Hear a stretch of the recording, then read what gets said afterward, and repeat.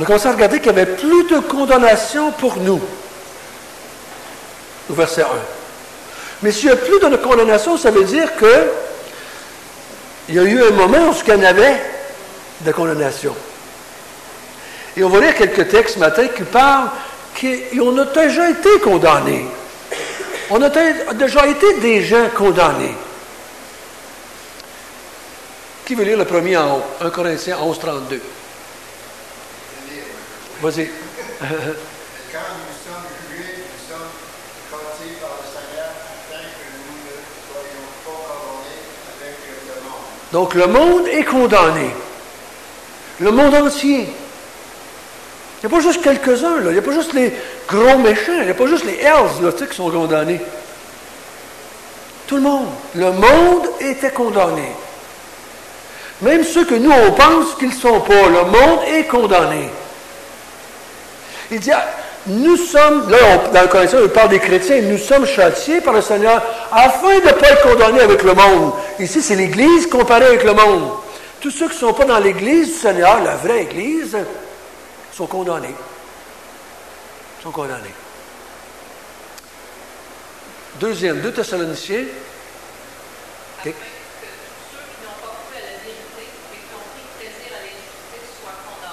Donc, encore une fois, ceux qui n'ont pas pris plaisir à la vérité, à la justice, sont condamnés.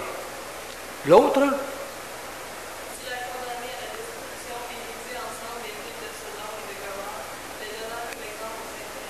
donc il a condamné à la destruction Sodome et Gomorrhe, puis il dit, le monde d'aujourd'hui va subir le même sort. Il va condamner les impies de la même condamnation qu'il avait faite avec Sodome et Gomorrhe. Mais il y a un autre petit verset qui dit qu'il y a de l'espoir ici, parce que Jésus a dit à une certaine femme qui avait été prise dans la flagrante délit de l'adultère, qu'elle veut lire ça. Elle répondit, non, Seigneur, et Jésus lui dit, je n'ai pas encore non plus voir une péché. donc Jésus a dit à cette femme, je ne te condamne pas non plus. Pourquoi est-ce que Jésus a dit ça à cette femme-là? Je ne te condamne pas. Elle était une femme adultère, c'était vrai qu'elle était une femme adultère, mais il dit, je ne te condamne pas. Donc, Jésus a le pouvoir d'enlever la condamnation. Jésus peut déclarer à des gens, je ne te condamne pas avec le restant des gens. Donc, il y a de l'espoir à penser qu'on peut éviter la condamnation, et on a commencé à voir dans le chapitre 8, verset 1, que nous, les croyants, il n'y en a plus de condamnation pour nous. Il n'y en a plus, puis il n'y en aura jamais plus de condamnation. C'est fini pour nous. C'est dans notre passé, ça. Plus de condamnation. Et c'est ce qui me réjouit le plus de vous dire dans le chapitre 8, c'est, en tout cas pour moi, comme je l'ai dit la dernière fois, c'est un des plus beaux chapitres pour moi de la Bible. Ce chapitre-là a enlevé bien des fardeaux dans ma vie.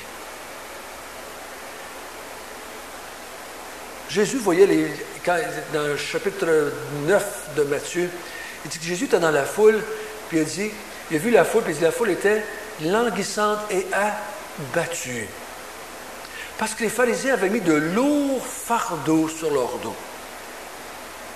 Vous avez déjà vu ça, là, soit dans un film ou dans une photo, ou en réalité peut-être, un animal s'écraser sur le poids d'un fardeau. Ça s'écrase, bang à terre. Parce que le fardeau est trop pesant. Et je crois que les religions du monde entier mettent des fardeaux sur les gens. Soyons pas comme eux autres. Ne mettrons pas de fardeau sur les gens. Voyons-nous comme des gens qui sont des libérateurs. Des gens qui sortent les gens de leur condition d'être abattus et découragés. Voyons-nous pas comme des gens que... Une des raisons qu'on a peur des fois de faire l'évangélisation, c'est parce qu'on se voit comme des massues. On se voit comme des gens qui s'en vont, puis il faut les condamner, puis il faut leur dire... C'est vrai, à un moment donné, il faut bien leur faire comprendre qu'ils sont malades. Mais prenez bien le temps de leur dire que vous avez un remède. Hein? Et si vous voyez comme un médecin qui s'en va vers les gens parce que vous avez un remède pour les libérer, vous allez vous sentir pas mal plus libre d'aller leur dire, vous allez vous sentir pas mal plus heureux d'aller leur dire, et vous allez les voir et dire « j'ai une solution à leur situation ». Je crois que l'apôtre Paul, lui qui était pharisien, né de pharisien. Il devait avoir les fesses serrées, ce gars-là. Il devait être pas mal étroite. Hein? Pharisien, né d'un père pharisien. Ça devait être serré dans cette maison-là. Mange pas, touche pas, va pas, regarde pas. Il devait en avoir des pas dans cette maison-là. Et je crois que c'est une des raisons qui est devenu un des plus grands libérateurs du Nouveau Testament. Il a dû être heureux de comprendre que Jésus venait le libérer. Venait le libérer. Et c'est une des raisons pourquoi j'ai accepté le Seigneur. C'était une des raisons pourquoi j'ai quitté l'Église catholique. J'étais tellement fatigué d'essayer de faire ce qu'il me disait que je n'y arrivais pas. Cette semaine, des témoins de Jéhovah qui sont venus chez nous.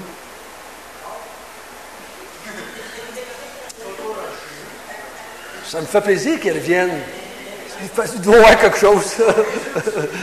Ils me disent pas ce qu'il reste. Mais je lui ai dit, Jésus est un libérateur. Je lui ai demandé, est-ce que vous voyez comme des gens libérateurs? Est-ce que vous allez pour voir les gens pour les libérer? Parce que si vous me dites qu'il faut que je fasse les 10 commandements pour être sauvé, je trouve ça pesant. Je n'arriverai pas à le faire. Et j'ai dit, j'ai quitté l'Église catholique parce qu'il me disait de le faire, je n'y arriverai pas. Si vous autres, c'est la même chose dans votre mouvement, je n'y arriverai pas non plus parce que je n'arriverai pas à le faire non plus. Jésus est né pour libérer les gens, les affranchir.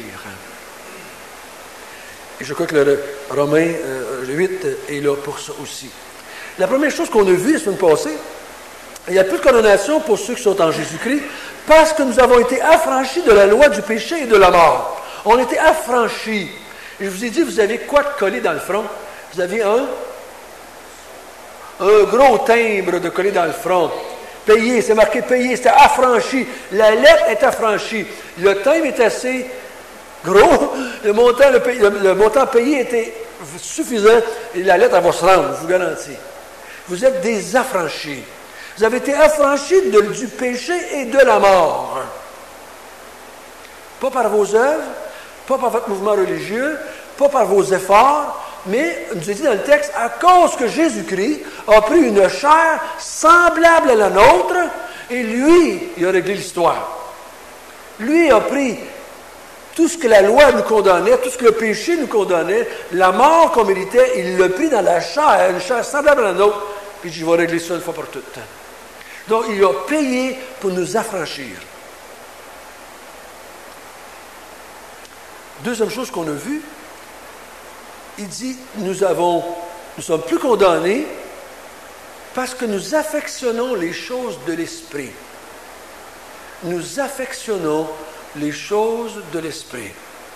Parce que les affections de la chair, on a vu que c'était la mort. Ceux qui affectionnent les choses de la chair, ils meurent. Ils meurent. Mais ceux qui affectionnent les choses de l'esprit, c'est la vie et la paix. On a vu ça ensemble.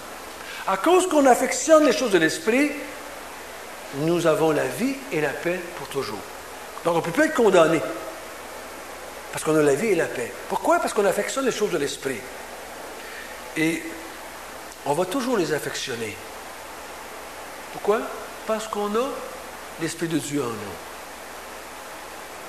Ça, les deux témoins de Jéhovah cette semaine, il y a un des témoins de Jéhovah qui était là, puis il dit, il dit, il faut que tu fasses les fruits de l'esprit. Puis là, je le regardais, puis j'ai dit, je t'ai pas lui dire, on va-tu lire le texte ensemble, moi, qu'est-ce que ça dit? Mais là, l'autre témoin de Jéhovah, il dit, non. Et j'ai lu quelque chose dans un de ses revues qu'elle lui avait, un livre. Il dit, c'est pas nous qui font ça, c'est le fruit de l'esprit. Et c'est pas notre fruit à nous autres, c'est le fruit de l'esprit. J'ai dit, on est d'accord, moi, plutôt là-dessus. Et c'est pas ton fruit, c'est le fruit de quelqu'un d'autre, c'est le fruit de l'esprit. Il dit, l'esprit emmène quelque chose dans notre vie. Quand vous recevez le Saint-Esprit, là, lui, il vient avec un bagage. Il vient avec un tas d'affaires. Puis une des choses qui vient, c'est le fruit de l'Esprit. L'amour, la paix, la joie, toutes ces choses. Ouais, mais il dit, l'autre, il s'est repris, ça se débat. Ouais, mais il dit, la maîtrise de soi, ça vient de nous. Non, c'est le fruit. Je vais me maîtriser parce que l'Esprit est en moi. C'est son fruit à lui que je vais réussir à me maîtriser. Ce n'est pas mon fruit à moi. Je ne dois pas me maîtriser pour que l'Esprit me donne de quoi. Mais à cause qu'il me donne de quoi, je vais réussir à me maîtriser. Mettez pas la charrue avant le bœuf. Parce que vous allez voir que c'est dur de labourer. C'est bien dur de labourer quand la charrue est en avant du bœuf. Et quand, je vais vous le répéter, c'est à travers les années, si le Seigneur nous permet qu'on soit ensemble longtemps, n'essayez pas de faire ce que cet esprit doit faire. Mais quand vous allez comprendre avec moi ce que le Saint-Esprit est en train de faire en vous, ça va vous donner la capacité de faire ce que vous devriez faire. Parce que c'est lui qui est la source de votre force. C'est lui qui est la source de votre compréhension, de votre illumination. C'est le Saint-Esprit qui fait l'œuvre du salut en vous. Et vous êtes les bénéficiaires de ça. Vous êtes des gens qui réagissez à ce que l'Esprit de Dieu fait en vous. Hein, longtemps, on vous a dit, je l'ai dit, méchant garçon, à bien des gens. Si tu fais ça, là, le Saint-Esprit va te bénir. Dieu va te bénir si tu fais ça. Si tu arrêtes de faire ça, là, tu vas marcher avec le Seigneur. C'est-tu de la folie, toi, chose? Dans ce temps, je dis, à cause que le Seigneur est en train de faire ça dans ta vie, il va t'emmener à faire ça. C'est lui qui bouge et moi, je bouge en deuxième. Toujours lui en premier. Toujours lui en premier. S'il faut que je le fasse par la chair, pour qu'il fasse, lui fasse de quoi, je ne ferai jamais rien. Je ne peux pas rien faire pour le Seigneur. Jésus a dit, sans moi. Donc, si lui ne fait rien, puis qu'il attend que je fasse de quoi, qu'est-ce qui va arriver? Il n'y a jamais rien qui va se passer. Mais lui, il fait de quoi en moi, et là, moi, je réagis à ça. Et c'est ce qu'on va commencer à regarder ce matin. Cette troisième chose-là qu'on va voir à partir du verset 9. Il n'y a plus de condamnation pour ceux qui sont en Jésus-Christ parce que nous avons l'Esprit de Christ en nous. Dans Romains, chapitre 9, chapitre 8, je veux dire, au verset 9.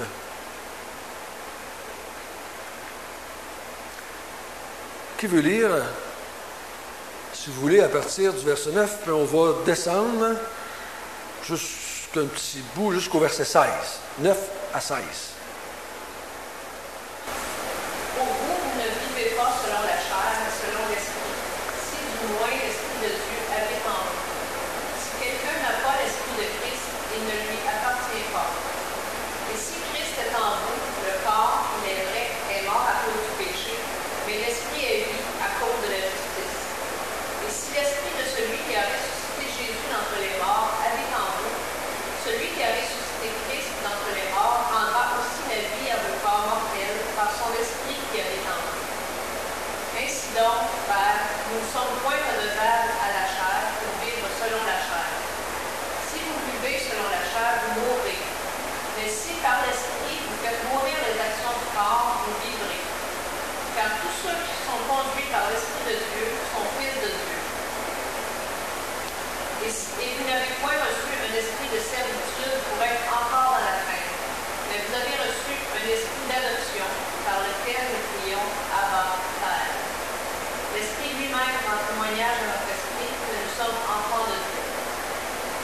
Or, si nous sommes enfants, nous sommes aussi héritiers, héritiers de Dieu et co-héritiers de Christ. Si toutefois nous souffrons avec lui, afin d'être glorifiés avec lui. Merci. Donc, on vient de voir que dans ce texte-là, il y a un mot qui revient souvent, c'est quoi? Esprit. Et l'apôtre Paul va faire ressortir que, à cause que l'Esprit de Dieu est en nous, il y a un paquet d'affaires qui vont se passer. Dans la Bible, le Saint-Esprit nous est présenté souvent comme étant... L'apôtre Paul prend pour acquis que le Saint-Esprit, nous l'avons. Hein, ici, dans le texte, il s'adresse à des chrétiens, donc il prend pour acquis que nous l'avons. Il dit, si du moins vous avez l'Esprit de Dieu en vous. Parce que si vous ne l'avez pas, vous êtes bien mal fichu. Vous êtes bien mal parti. Fait qu'au verset, dans Acte 2, 38, quelqu'un veut lire ça?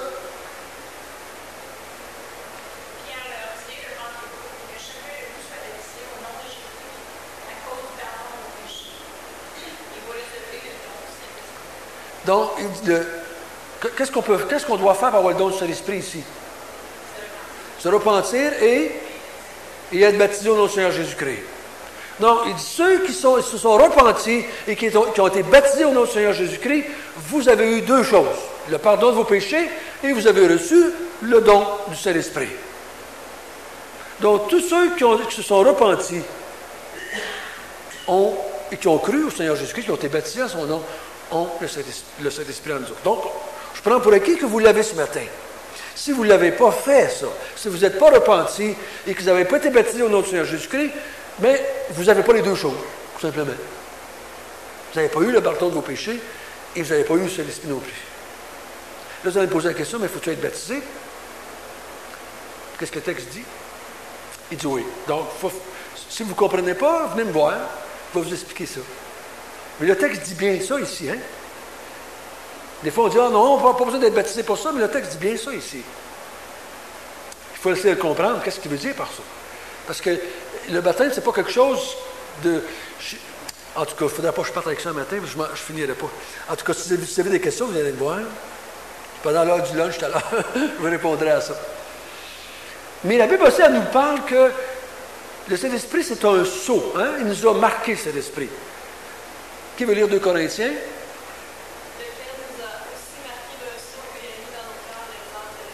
Éphésiens, quelqu'un d'autre? En lui, vous aussi, après avoir entendu la parole de la vérité, l'évangile de votre salut, en lui, vous avez été scellés du Saint-Esprit qui avait été promis. Encore Éphésiens, quelqu'un d'autre? N'habitez pas l'Esprit de Dieu par lequel vous avez été scellés pour un jour de l'alliance. Donc, sceller ici, ça ne veut pas dire comme sceller un sac pour pas qu'il y ait d'air qui rentre. C'est le mot sceau. Sceller veut dire, on a étampé sur vous quelque chose. Tout à l'heure, vous aviez un thym, c'est vrai, mais vous avez une autre chose au côté, c'est un sceau. Un sceau, ça marquait l'appartenance. Ça marque l'appartenance de quelqu'un. Donc, si vous n'avez pas le sceau, vous ne lui appartenez pas. Et quand Dieu va venir chercher ses enfants, il ne regardera pas dans quel bâtisse on est. Il ne regardera pas dans quel mouvement nous sommes. Il ne regardera pas ce qu'on a fait ou n'a pas fait. Quand la Bible nous dit qu'il va venir chercher son Église, il va regarder ceux qui ont le sceau. Ceux qui ont le sceau, il les prend et les amène avec lui. Lui, il s'en fiche dans quel bâtisse que tu vas, puis dans quel mouvement, quel nom que tu as. Ça, c'est pas important pour lui. Est-ce que tu as son sceau? Est-ce que tu lui appartiens? Si oui, il va t'emmener avec lui. Donc ce matin, l'apôtre Paul prend ça pour acquis. Que les chrétiens de l'Église de Rome, ils se sont repentis, ils ont été baptisés au nom du Seigneur Jésus-Christ, ils ont reçu le don du Saint-Esprit, ils sont scellés, ils ont eu un sceau. Et il dit, voici qu'est-ce que ça va faire maintenant. Vu que vous avez le sceau dans le front, puisque vous êtes marqué, voici ce qui va vous arriver. Voici ce qui va se passer dans votre vie. Et là, il nous dit un paquet d'affaires très intéressantes. D'abord, au verset 9, qu'est-ce qu'il dit? Au verset 9, qu'est-ce qu'il dit la première chose? Si nous avons l'Esprit de Dieu, qu'est-ce qui arrive? Nous lui appartenons. On lui appartient. On est à lui. Si on n'a pas l'Esprit, on ne lui appartient pas. Dieu ne prendra pas ce qui n'est pas à lui. Point voilà. C'est ça des fois que je dis aux gens, des fois ils allaient entendre parler du baptême du Saint-Esprit, il y en a qui ont reçu le Saint-Esprit, il y en a qui n'ont pas reçu le Saint-Esprit. Faites attention, parce que si tu ne l'as pas le Saint-Esprit, tu ne lui appartiens pas. C'est sérieux quand tu dis ça, là. Si je n'ai pas le Saint-Esprit, je ne lui appartiens pas. Donc, c'est le point principal de son texte. Je lui appartiens, je l'ai le Saint-Esprit, donc je lui appartiens. À cause de ça, qu'est-ce qui va m'arriver au verset 10? Au verset 10, qu'est-ce qui arrive? Si je lui appartiens, le corps est mort à cause du péché. Mais l'esprit est vie à cause de la justice. À cause que la justice a été accomplie par Jésus-Christ, l'esprit qui est en moi me donne la vie. Donc, quand l'esprit est venu en moi, il a amené la vie. Ce n'est pas moi qui m'ai donné la vie. C'est lui qui a emmené la vie dans mon être intérieur, dans mon être spirituel. Parce que le corps est encore mort à cause du péché. Mais mon esprit est vivante. Parce que l'Esprit de Dieu a emmené la vie en moi. Et tant que l'Esprit de Dieu va être là, qu'est-ce qui va être là en même temps? La vie. Pour que vous perdiez la vie spirituelle ou la vie éternelle, il faudrait que cet esprit s'en aille. Est-ce qu'il va s'en aller? Est-ce qu'il peut s'en aller? Le texte n'en parle pas ici ce matin, là, dans ce verset-là. Mais il dit que tant qu'il est là, la vie est là. Jésus a dit, je suis la vie. Dieu a dit, je suis la vie. Ici, c'est qui est la vie? C'est le Saint-Esprit qui est la vie. Donc, quand le Saint-Esprit est venu habiter dans votre cœur, ou dans votre esprit, ou dans votre âme, peu importe comment vous l'appelez, il a emmené la vie avec. Il a emmené la vie. Donc, cette vie qu'on parle ici, on parle d'une vie spirituelle. J'ai écouté un documentaire il n'y a pas tellement longtemps, je ne me souviens pas si je vous ai dit ça. Ils ont fait des tests scientifiques et ils ont fini par dire, à la fin de l'émission, que l'être humain n'a pas d'âme. Ils ont fini par dire ça dans l'émission, qu'ils avaient prouvé, les scientifiques, j'ai prouvé que l'être humain n'a pas d'âme, il est juste un animal comme les autres. Je dis, pauvre toi, tu t'abaisses au niveau de l'animal, toi-même. Mais l'Esprit est vie. Donc, à cause que nous avons l'Esprit de Dieu, nous avons la vie. Mais au verset 11, il dit une autre chose. À cause que nous avons l'Esprit en nous, comme l'Esprit a ressuscité Jésus d'entre les morts, qu'est-ce qu'il va faire avec notre corps qui est mort? Il va aussi le ressusciter. Donc, la résurrection est garantie par le fait que nous avons l'Esprit. Il dit, si tu as l'Esprit en toi, comme l'Esprit a ressuscité Jésus d'entre les morts, un jour, il va ressusciter ton corps et ton corps ne sera plus mort. On parle de la chair ici, hein? La chair ne sera plus morte. Et la chair va devenir aussi vivante que l'Esprit. La seule façon de régler l'histoire de la chair, c'est par la résurrection. Ce n'est pas par vos efforts. Ce n'est pas par vos efforts. C'est par la résurrection. La résurrection va mettre une fin dans votre vie au péché. Vous ne pécherez plus. Si on pouvait tous ressusciter ce matin, nous ne ferions plus jamais de péché. J'ai assez hâte. J'ai assez hâte de ressusciter, juste pour plus faire de péché. Ça va se finir une fois pour toutes. Fini de me faire du mal à moi-même, fini de faire du mal aux autres, fini de diffamer le nom de celui qui m'a aimé. Fini ça, c'est fini. Et pour l'éternité, juste la vérité, juste la justice, juste le bien, pas toujours. Donc la résurrection va venir à cause que vous avez l'Esprit. Une autre chose, il dit, versets 12 et 13, qu'est-ce qu'il dit là? Ainsi donc, frères, nous ne sommes point redevables à la chair pour vivre selon la chair. Si vous vivez selon la chair, vous mourrez. Mais si par l'Esprit, vous faites mourir les actions du corps, vous vivrez. Donc, qu'est-ce que l'Esprit fait ici? Quelle est l'œuvre de l'Esprit en vous? Il fait mourir les actions du corps. Le corps, le verset d'avant, on dit quoi? Le corps est mort à cause du péché. Mais l'Esprit qui vient habiter en moi, elle, va s'acharner à faire mourir les actions du corps. Souvent, on vous a dit, « Ah ouais, faut que toi, tu fasses mourir les actions du corps. » C'est vrai. C'est vrai. Il y a une partie de ma volonté qui va travailler là-dessus. Mais ici, le texte nous dit que c'est qui le fait. C'est l'Esprit de Dieu. L'apôtre Paul dit quoi? C'est lui qui produit en vous le vouloir et le faire. S'il n'y a jamais de vouloir et de faire, la question est quoi? C'est qu'il n'y a pas d'esprit. Parce que l'esprit va vous emmener à vouloir faire les choses de Dieu.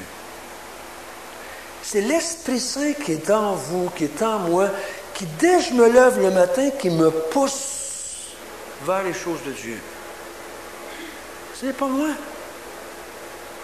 Moi, je réagis à ça. Mais quand il dit qu'il va faire mourir les actions du corps, est-ce qu'il les fait mourir une fois pour toutes? Ou s'il les fait mourir à fur et à mesure qu'ils viennent? Est-ce qu'ils vont encore là demain matin? Si je fais mourir mon orgueil ce matin, tu sais, mon orgueil, elle veut faire de quoi, là? Et là, l'Esprit de Dieu qui est en moi me pousse, me fait comprendre que c'est mal ce que je suis en train de faire, me fait comprendre que c'est péché. Et finalement, par sa grâce, je mets ça de côté. Est-ce que ça veut-tu dire, maintenant, je ne suis plus orgueilleux jamais? En tout cas, si vous faites ça, béni soit votre femme et votre mari. Mais c'est à tous les jours. À tous les jours, il va faire commencer. Tous les jours. Donc, l'Esprit de Dieu est en vous, et lui, il va vous pousser continuellement à combattre contre le corps, à combattre contre les actions du corps, contre le péché qui est en vous. C'est lui qui va vous stimuler, qui va vous donner de l'illumination, vous faire comprendre, dire, hey, ce que tu fais là, c'est mal. C'est pas bien. C'est péché. Tu devrais t'éloigner de ça. Il va vous aider à comprendre qu'on se fait du mal en le faisant, que c'est pas ça qui va nous amener vraiment le bonheur. Parce que, faisons attention, mes frères et sœurs, de ne pas faire comme les mouvements religieux ou les sectes qui sont capables d'arrêter de faire certaines actions que nous, on appelle péché, puis qui est péché, par la volonté de leur chair. Savez-vous qu'il y a des gens qui peuvent arrêter de faire certaines actions? Pas un chrétien va arrêter ça. J'ai vu des gens, moi, arrêter de boire complètement, du jour au lendemain. T'as des ivrognes, ils ont arrêté de boire, c'était fini. Je connais un homme qui était un adultère depuis des années. Il est devenu un témoin de Jéhovah et c'était fini. Il n'a jamais pu tromper sa femme après ça. Es-tu chrétien? Alors, on sait bien qu'il n'est pas chrétien. Donc, on peut arrêter les actions dans notre vie qu'on appelle péché, que les gens perçoivent comme péché, et que c'est péché par une force de caractère. L'apôtre Paul dit ça dans Colossiens, il dit, ils s'abstiennent des choses. Puis là, ils nomment un paquet de péchés par la force de leur volonté, et ils s'en glorifient. Quelle est la différence avec le chrétien? Qui lui aussi va arrêter les mêmes choses des fois dans sa vie, qui va avoir des victoires sur certains péchés dans sa vie. C'est quoi la différence? La gloire revient à Dieu. Et le motif, c'est pour glorifier Dieu. Ce n'est pas pour gagner son ciel. Ce n'est pas pour être béni de Dieu. Ce n'est pas pour être accepté par Dieu. Il faut aller en arrière de l'action. Parce que vous pouvez voir un païen et vous pouvez voir un chrétien qui vont faire la même action. Mais pas pour les mêmes raisons. Parce que le corps du péché est mort. Donc, il n'est pas moins mort que l'inconverti. Il est aussi mort que celui de l'inconverti. Et toutes les deux ont des désirs charnels. Et toutes les deux ont des problèmes avec le péché. Lui, avec sa force de volonté, avec son caractère, avec ce sentiment de culpabilité, avec toutes sortes d'affaires, il va réussir à arrêter certaines choses. Et d'autres, lui aussi a des problèmes. Mais c'est par la force qui vient de Dieu qu'il va arrêter, avec le but de glorifier Dieu et d'exalter Dieu. Il ne le fait pas pour gagner quelque chose. Moi, je vous dis, mes frères et sœurs, le moment où vous essayez de gagner quelque chose par une action quelconque, vous faites un péché. Vous ne pouvez pas acheter Dieu avec rien. Ne lui offrez pas ce qu'il a fait. C'est lui qui le fait. Il a dit ça à David un jour. C'est pas toutes tes vaches, tes bœufs, tes cochons que je vais avoir. C'est tout à moi sur cet argent. C'est pas tes actions que je vais avoir. C'est ton cœur. Les actions, lui, là. Mon pêche, on le faisait. Parce qu'on ne le fait pas avec un bon motif. On fait pas pour, on le fait pour être vu, pour recevoir. On le fait pour être béni. On le fait pour que Dieu nous accepte. Et c'est mal. On est déjà accepté. On est déjà béni. On a reçu le Saint-Esprit. Et l'Esprit qui est en nous. Moi, quand vous faites une action pour le Seigneur, dites, Seigneur, je te glorifie, que ton Esprit qui est en moi m'a rendu capable de faire ça. Quand quelqu'un vous dit, hey, t'es bonne, t'as fait ça, soyons, avec la grâce de Dieu, assez courageux pour dire, non, c'est l'Esprit de Dieu qui est en moi qui m'a aidé à faire ça.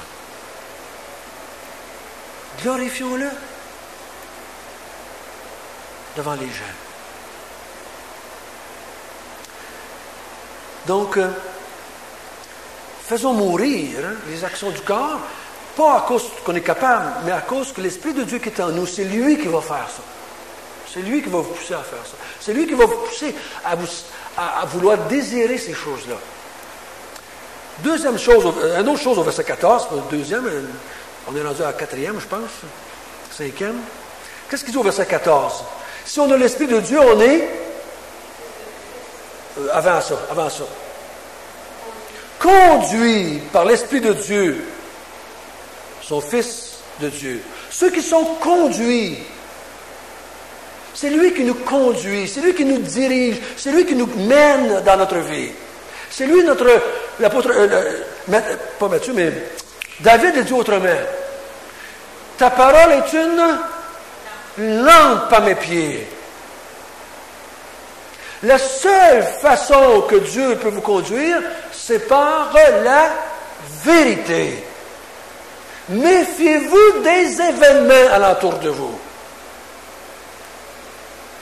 Deux personnes peuvent être dans le même événement, un chrétien, l'autre pas chrétien, et vont en tirer des leçons bien différentes. On est conduit dans la vie par l'Esprit de Dieu et la vérité qui est mise dans notre cœur. C'est la vérité par laquelle il va nous conduire. Pas par les événements. Méfiez-vous des événements. Faites bien attention comment vous allez voir. Dieu a fermé la porte. Attention quand vous dites ça. Attention. Attention. Parce qu'il n'y a pas qu'un monde que la porte est fermée, tout est couché. Mais Dieu, par la vérité qui est en moi, que j'ai assimilée à travers les années, l'Esprit de Dieu va me faire comprendre des choses de cet événement-là qui s'en vient, qui vient de se passer. Ce n'est pas l'événement qui va m'instruire, c'est que l'Esprit de Dieu va se servir de certaines vérités que j'ai assimilées pour me faire comprendre l'événement et me diriger à travers ça. Faites attention aux événements. Il faut faire attention. Et souvent, j'ai dit aux gens, c'est pas à cause que la porte est ouverte ou que la porte n'est pas ouverte. Faites attention. Le principe de Dieu, c'est quoi qui va vous diriger dans le moment là? Il y a des choses, des fois, les chrétiens disent, ouais, mais la porte est ouverte. Ça veut-tu dire que c'est Dieu? Le païen est rentré avec toi. Ça veut-tu dire que c'est Dieu qui l'a ouverte? Ou non, si à cause ça fait ton affaire qu'elle soit ouverte, celle-là, puis tu es rentré là. Attention. Regardez le principe biblique. Laissez-vous diriger par les principes de Dieu, par la vérité de Dieu, et non pas par les événements. Moi, je peux me dire, en aussi longtemps que je n'enfreins pas un principe de Dieu, je peux avancer tout le temps. Je peux faire un paquet d'affaires. Je peux même arriver dans la même situation que toi et prendre une autre décision que toi, puis je ne fais pas un péché pour ça, si je n'enfreins pas un principe biblique. Et les principes bibliques, je vais les comprendre par le Saint-Esprit qui est en moi. Fiez-vous au Saint-Esprit bien plus qu'aux événements. Il va vous conduire par ça.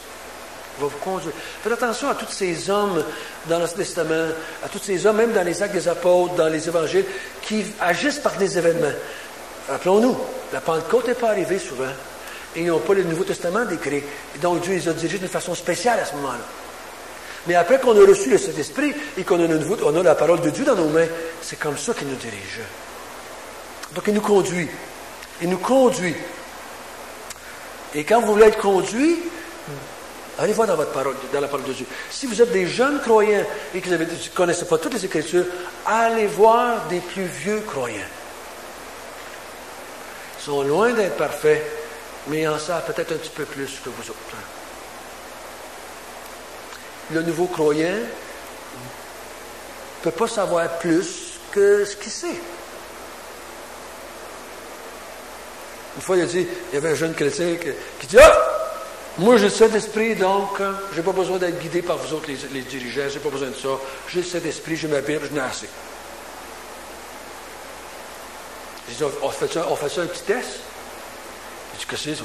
On va se faire un petit test. » Les chrétiens qui sont là, toi, tu vas te mettre avec moi ici, toi, tu vas être là, moi, je vais être ici. Puis ils vont nous poser des questions, les autres. Toi, qu'est-ce que Dieu veut qu'on fasse, toutes sortes d'affaires. Puis on va voir tes réponses, on va regarder mes réponses. On va voir lequel que Dieu peut conduire le mieux. Ça n'a pas pris le temps, il ne savait plus quoi dire, il ne savait plus quoi répondre. Parce que quoi? Il en savait peu. C'est pas parce qu'il n'était pas bien intentionné. Il avait peu de connaissances. Et Dieu nous conduit par la vérité. Qu'est-ce qu'on fait avec nos enfants? Pourquoi on dit qu'on est plus sage? Parce qu'on a plus de connaissance de la vie. Hein? En vieillissant, on dit, oui, je sais, tu as l'air bien le fun, mais par expérience, je sais que ça ne marchera pas. Parce qu'on a accumulé des données, des vérités, des connaissances intellectuelles et pratiques de la vie. Puis là, on dit, ça ne marchera pas comme ça. Parce qu'on a accumulé. Et on s'attend que le gars qui a 50, 60, 70 ans va en savoir plus que le jeune de 5 ans. Et qu'il va prendre des meilleures décisions dans la vie que le jeune de 5 ans. Parce qu'il a plus de connaissances. Et dans la vie chrétienne, mes frères et sœurs, c'est la même chose. Donc, quand tu es un jeune chrétien, méfie-toi un petit peu de ta décision, puis dis, je vais aller demander conseil à 3, 4, 5, qui sont plus vieux, puis voir qu'est-ce qu'ils en diraient de ça, eux autres. Vous pouvez lire un livre sur le sujet, puis dire, tous ces chrétiens-là s'en vont dans la même direction. Si moi, j'ai l'intention de passer dans l'autre bord, attention, vous avez le choix si ce n'est pas un principe biblique. Mais si tout le monde dit ça, c'est mal, on doit se méfier un petit peu dans notre décision. Hein? Il nous conduit par la vérité.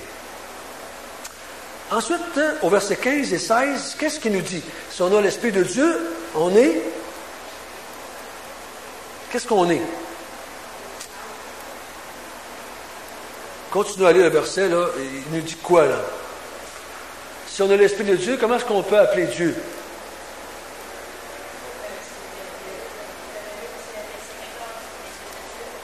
Non, 15, je veux savoir. Nous sommes des enfants adoptifs, puis on peut appeler Dieu comment? Père, Abba, Père. Dieu devient notre Père. Puis on peut l'appeler Papa. Le mot Abba, c'est un mot araméen qu'un petit enfant de 3 ans dit à son papa. Quand j'étais en Israël, je voyais les petits enfants avec les parents, puis ils disaient Abba, Abba, Abba. Il appelait le père Abba, comme nous on dit papa. C'est un mot très intime. Un juif n'aurait jamais, au grand jamais, osé dire ça à Dieu. Jamais. Il disait Dieu est le Père d'Israël, mais il n'osait jamais dire papa. T'es mon papa à moi. Mais ici, l'apôtre Paul il dit, si vous avez l'Esprit de Dieu, vous avez été adoptés dans la famille de Dieu, et vous pouvez dire à Dieu, Papa, mon papa à moi. C'est important, ça, de comprendre ça. Et qu'est-ce qui va me convaincre que Dieu est mon Père? Qu'est-ce qui va me convaincre que Dieu est mon Père? Dans le texte ici, là. Oups, c'est pas mal. C'est l'Esprit de Dieu. L'Esprit de Dieu rend témoignage à mon esprit que je suis devenu un enfant de Dieu. J'ai été adopté. C'est pas, méfiez-vous de ce que vous faites, de ce que vous ne faites pas. Des fois, souvent on entend dire, « Ah, c'est par les œuvres qu'on va les reconnaître. » C'est vrai, hein? Ben oui. Ben oui, on va reconnaître. Nous, on regarde parce qu'on ne peut pas voir d'autres choses. On va regarder des œuvres, on essaie de voir des œuvres. Mais le gars, lui, dans sa tête, qu'est-ce qu'il y a dans son cœur qui lui dit? Et cet esprit est dans moi il me convainc que je suis un enfant de Dieu. Et des fois, les chrétiens peuvent dire n'importe quoi. Mais là, cet esprit me convainc. Par quoi? Par quoi est-ce qu'il me convainc? Par la parole de Dieu. Que je suis son enfant. C'est ce que le texte dit ce matin. L'Esprit de Dieu, c'est lui qui est là pour me convaincre que je suis un enfant de Dieu adopté. Il va prendre des vérités à travers les Écritures, que je vais entendre, chanter, je vais en lisant un livre, dans une prédication, en faisant ma lecture personnelle. Je vais lire une vérité, puis il va me convaincre que je suis un enfant de Dieu. Et nos doutes, souvent, moi, ce que j'ai vu parmi plus les jeunes, habituellement, doutent de leur salut, souvent, plus qu'ils sont jeunes dans la foi, parce qu'ils ont moins de connaissances.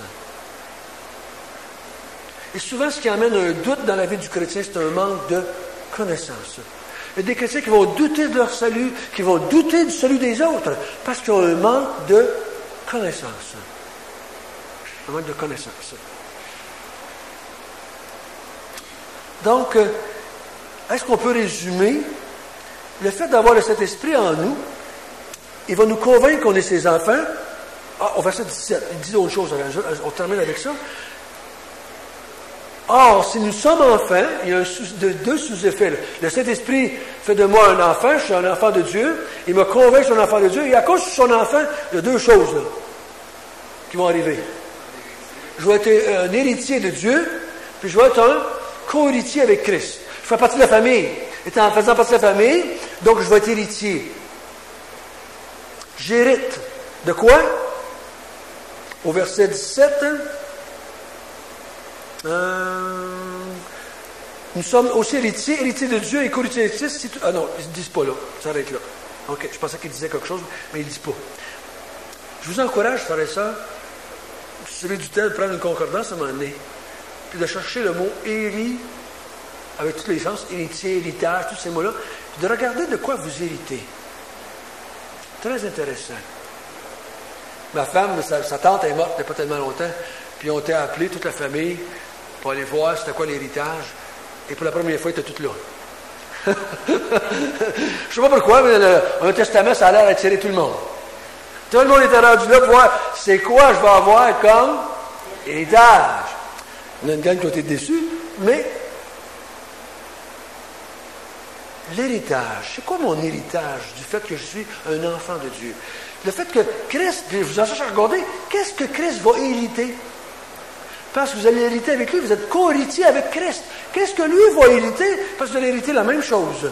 Parce que vous êtes jumelés, on a vu, on a une même plante avec Christ. On est un avec Christ, donc c'est ce que Christ va hériter, je l'hérite avec. Je vous encourage à faire ça. Je vous encourage à faire ça, vous allez voir, vous allez être motivé. Vous êtes motivé. Ça motive bien plus que n'importe quoi d'autre. Je vous encourage à le faire. Donc, si on résume ce qu'on a vu ce matin, le fait que j'ai l'Esprit de Dieu en moi, ça nous a dit qu'on lui appartenait. Première chose qu'on a vue, c'est qu'on lui appartient. Deuxième chose, ça nous donne la vie. On a la vie pour toujours. Troisième chose, ça va nous amener à la résurrection. Il va nous ressusciter. Quatrième chose, le fait qu'on a le Saint-Esprit, il va faire mourir les actions du corps. L'Esprit va nous aider, va nous pousser à faire mourir les actions du corps. Ça, c'est la quatrième. La cinquième, il va nous conduire. Et la sixième, il va nous adopter dans sa famille, puis il va nous convaincre qu'on est un enfant de Dieu, il va nous convaincre qu'on est des héritiers et des co-héritiers avec le Christ. Donc, vous savez, mes frères et sœurs, le Saint-Esprit, c'est votre carte maîtresse. C'est quelque chose qu'on n'y pense pas assez souvent, je trouve. On a tendance à s'arrêter sur nos capacités, sur la chair. Pensez-y à l'Esprit. Vous l'avez reçue. Elle est en vous. Et elle fait toutes ces œuvres-là en vous.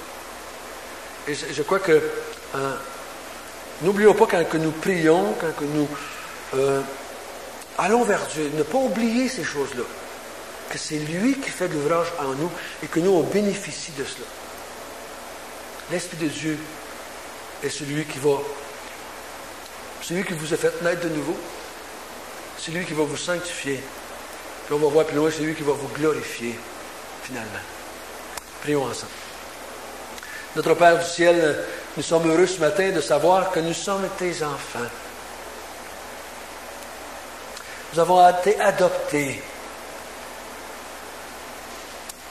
Et nous t'appartenons. Tu as mis en nous ton Esprit Saint. Oh, ta parole nous dit dans l'Évangile de Jean que l'Esprit Saint va rester en nous éternellement. Pas de danger qui s'en aille. Pas de danger qui se tente de nous, qui nous rejette.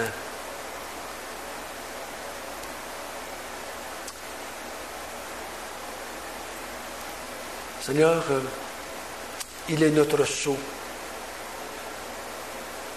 Le sceau qui démontre que nous t'appartenons et que tout ce que tu as promis, tout ce que tu as dit qu'il va s'accomplir à cause de lui, parce qu'il habite en nous. Seigneur, dans la semaine qui s'en vient devant nous, nous croyons par la foi que l'Esprit Saint qui habite en nous va nous conduire. Et va nous donner la force de se battre contre le mal qui est encore dans notre corps. Béni sois-tu éternellement, au nom de Jésus. Amen.